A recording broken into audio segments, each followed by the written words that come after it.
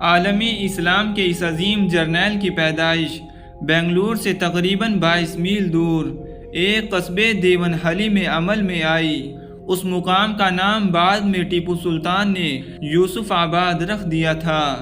ٹیپو سلطان کے آباء و اجداد کے متعلق روایت ہے کہ وہ قریشی نسل سے تھے اور غالباً 16ویں صدی عیسوی کے آخر میں بر صغیر پاک و ہند پہنچے۔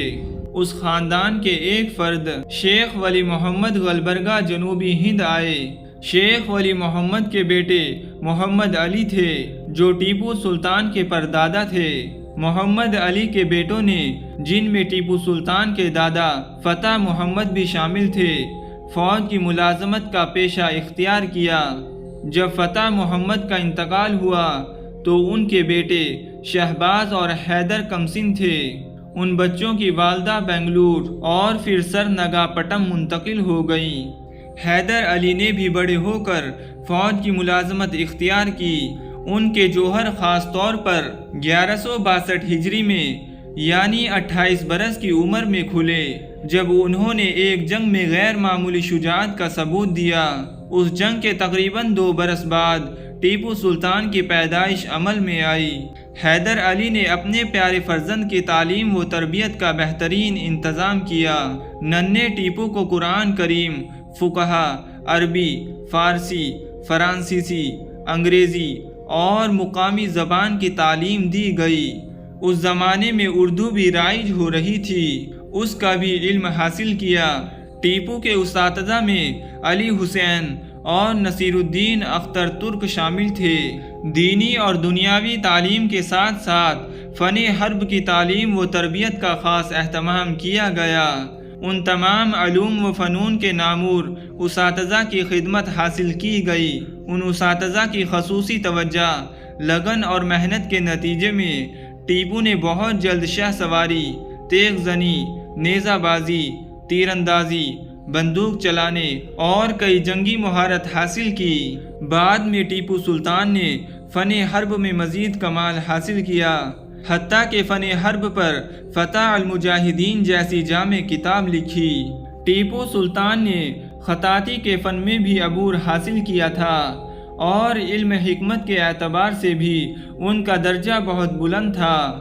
ٹیپو سلطان نے ایسے دور میں ہوش سنبھالا جب بر صغیر پاک و ہند کی عظیم اسلامی مملکت سیاسی خلفشار کا شکار ہو چکی تھی۔ مغل حکمراں اورنگزیب عالمگیر کی وفات کے بعد جگہ جگہ خود مختار ریاستیں وجود میں آ چکی تھی۔ اس صورتحال سے فائدہ اٹھا کر انگریز ایک تجارتی ادارے ایسٹ انڈیا کمپنی کے بھیس میں اپنا جال پھیلا چکے تھے۔ سن 1178 ہجری میں بنگال سے اودھ تک انگریزوں کی حکومت قائم ہو چکی تھی۔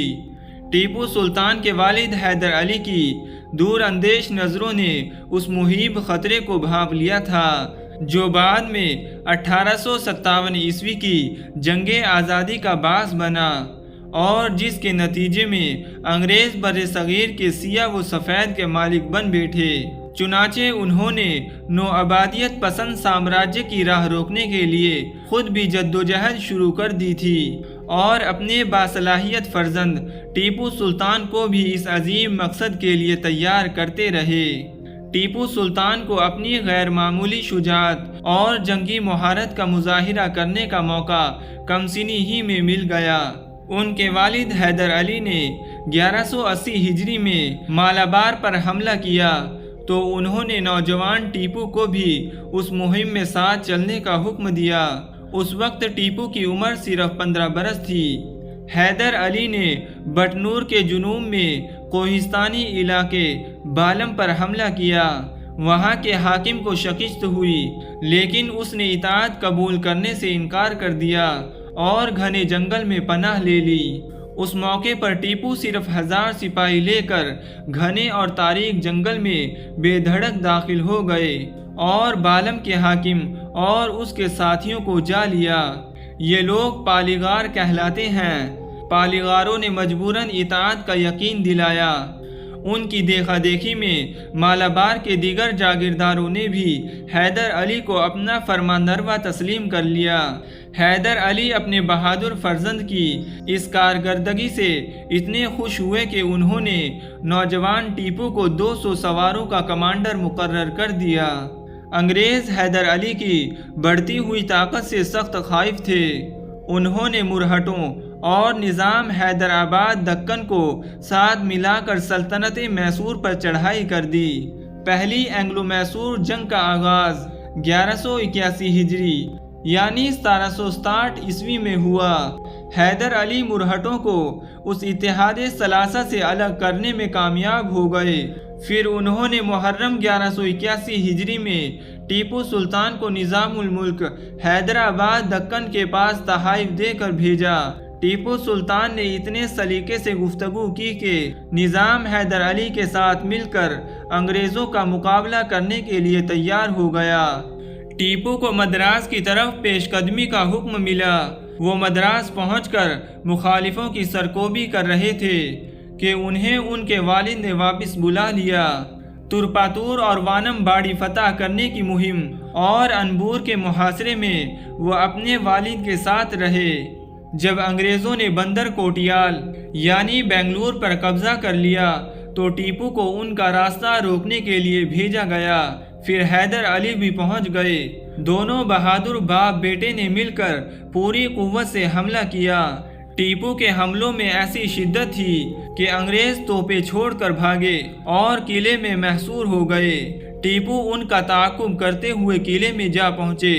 انگریز قلعہ چھوڑ کر ساحل کی طرف بھاگے اور راستے میں ٹیپو کی فوج کے ہاتھوں یا تو مارے گئے یا قیدی بنا لیے گئے۔ انگریزوں سے لڑائی ختم ہوئی تو مرہٹوں نے رجب 1183 ہجری یعنی نومبر 1749 عیسوی میں میسور پر حملہ کر دیا۔ حیدر علی نے ٹیپو سلطان کو حکم دیا کہ دشمن کو مار دیا جائے۔ چنانچہ ٹیپو سلطان نے مرہٹوں کی رسد کے راستے بند کر دیے۔ دشمن کو نہ پانی مل سکا نہ گھوڑوں کے لیے چارہ۔ یہ سلسلہ چلتا رہا، لیکن شوال 1183 ہجری میں حیدر علی نے مرہٹوں کی پیش قدمی روکنے کے لیے ٹیپو کو واپس بلا لیا۔ حیدر علی ملکوٹا میں تھے۔ وہ سرنگا پٹم پہنچ گئے، لیکن افراتفری میں ٹیپو ان سے الگ ہو گئے۔ حیدر علی سرنگا پٹم میں سخت بے چین تھے کہ ٹیپو کی کوئی خبر نہیں مل رہی تھی۔ لیکن آخرکار ٹیپو ایک مفلس سبزی بیچنے والے کے بھیس میں سرنگا پٹم پہنچ گئے۔ اس سے ظاہر ہوتا ہے کہ ٹیپو موقع کی مناسبت سے کس قدر درست فیصلہ کرنے کی صلاحیت رکھتے تھے۔ مرہٹوں نے 33 دن تک سرنگا پٹم کا محاصرہ کیے رکھا۔ آخر مرہٹے رسد کی کمی کی وجہ سے محاصرہ اٹھانے پر مجبور ہو گئے۔ شعبان 1186 ہجری میں مرہٹوں کے پیشوا مادھوراؤ کی وفات کے بعد حیدر علی نے ٹیپو کو مرہٹوں سے مقابلے کے لیے پھر بھیجا۔ ٹیپو نے مرہٹوں سے سیرا، مداگری، گوام کنڈا جیسے شہر چھین لیے۔ انگریزوں سے دوسری لڑائی 1194 ہجری میں یعنی 1780 عیسوی میں ہوئی، جو دوسری اینگلو میسور جنگ کہلاتی ہے۔ حیدر علی 90,000 سپاہیوں کے ساتھ کرناٹک پہنچ گئے۔ ان کے بیٹے ٹیپو بھی ساتھ تھے۔ انگریز سپہ سالار ہیکڑ منرو کانجی ورم پہنچ کر کرنیل بیلی کی فوج کا انتظار کرنے لگے۔ حیدر علی نے ٹیپو کو 10,000 سپاہی دے کر کرنیل بیلی کی فوج پر حملے کے لیے بھیج دیا۔ ٹیپو نے کانجی ورم سے 15 میل پہلے ہی کرنیل بیلی کی فوج پر حملہ کر دیا۔ کانجی ورم سے 9 میل دور رات میں اس قدر شدید گولہ باری کی کہ کرنیل بیلی نے ہتھیار ڈال دیے۔ 4,000 یورپی سپاہیوں میں سے صرف 200 سپاہی زندہ بچے، جنہیں قیدی بنا لیا گیا۔ انگریزوں نے اعتراف کیا کہ اس وقت تک انگریزوں پر ہندوستان میں لگنے والی یہ شدید ترین ضرب تھی۔